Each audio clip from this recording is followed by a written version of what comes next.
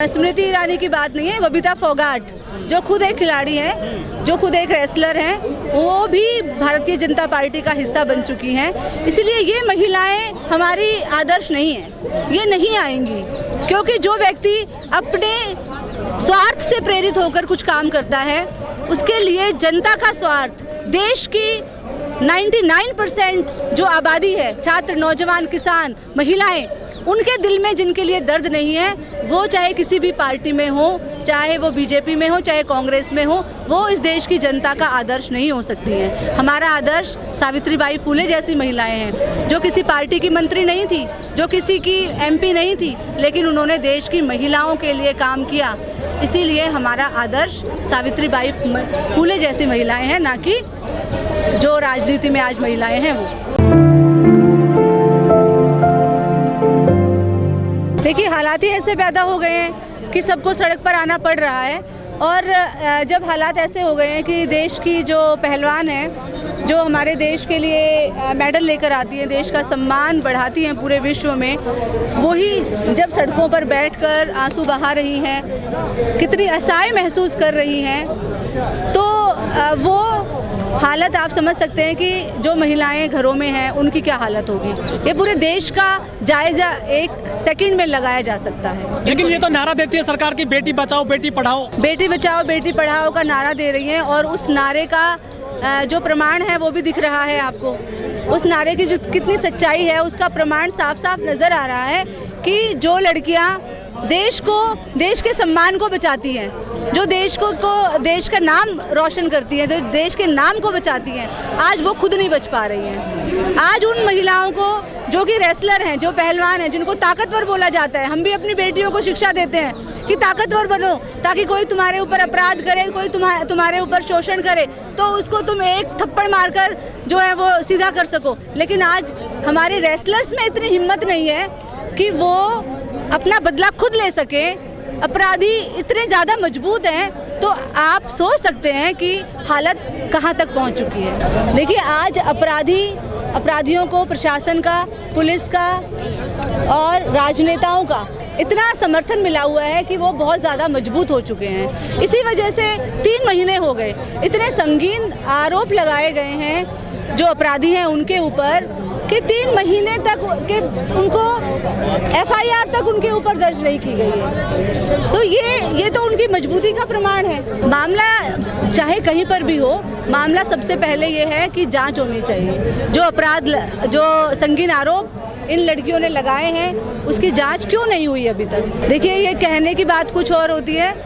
RSS के जो प्रमुख हैं मोहन भागवत, वो कहते हैं कि हमें वेदों की तरफ लौटना चाहिए, वेदों से सीख लेना चाहिए। वहीं दूसरी तरफ प्रधानमंत्री जी लाल किले से कहते हैं कि हमारे देश की संस्कृति है महिलाओं का सम्मान करना, महिलाओं की इज्जत करना, लेकिन उसके विपरीत आज काम हो रहा है। वेदों में इतने महान महिलाएं हुई हैं, गार्गी हुई हैं, मैत्री हुई हैं, लोकमुद्रा हुई हैं, लेकिन आज महिलाओं की क्या हालत है। तो वेदों से क्या सीख रहे हैं? क्या वेदों से महिलाओं का सम्मान सीख रहे हैं? नहीं सीख रहे हैं। ये सिर्फ कहने की बात है, ये सिर्फ चुनाव की बात है, ये सिर्फ अपनी राजनीति को मजबूत करने की, वोट की राजनीति को मजबूत करने की बात है। इनके दिल में अगर महिलाओं के लिए थोड़ी सी भी इज्जत होती, थोड़ा सा भी दर्द होता, दुख होता, तो आज ये लोग कर्नाटक इलेक्शन में भाग रहे हैं सारे मंत्री, वहाँ जाकर ये लोग अपने इलेक्शन का प्रचार कर रहे हैं। लेकिन यहाँ जहाँ देश की बेटियाँ लड़ाई लड़ रही हैं, अपनी इज्जत की लड़ाई लड़ रही हैं, अपने जो उनका वजूद है उसकी लड़ाई लड़ रही है, अपने कैरियर के लिए लड़ रही है, अपनी इज्जत जिस तरीके से उनकी दांव पर लगाई जा रही है उसके लिए लड़ रही है, यहाँ आने का उनका समय नहीं है। तो आप समझ सकते हैं कि जो दावे हैं, जो बातें हैं, वो कितनी झूठी हैं, वो किस तरीके से राजनीति से प्रेरित है।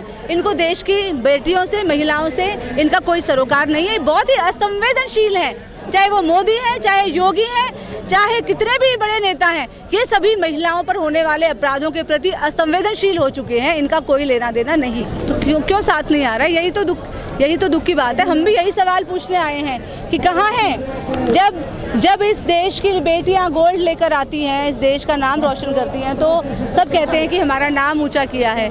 लेकिन आज जब वो नाम ऊँचा असल में कर रही हैं, आज भी आज भी यहाँ पर जो लड़कियाँ लड़ रही हैं, जो वो देश का ही नाम ऊंचा कर रही हैं, क्योंकि वो देश की 50% आबादी के लिए लड़ रही हैं और ऐसी लड़ाई लड़ रही हैं जो कि इस देश की मूलभूत लड़ाई है, जो कि इस देश की 50% आबादी के वजूद की लड़ाई है। वो लड़ाई आज ये लड़कियां लड़ रही हैं, इसीलिए आज इस देश की जनता को इनको मेडल देना चाहिए और इस देश की जनता इन लोगों को मेडल देगी, क्योंकि ये लड़कियां यहाँ से अपनी मांगों को पूरा करके ही उठेंगी। निर्भया कांड हुआ था, उसको याद कीजिए। उन्नाव में जो हुआ था उसको याद कीजिए।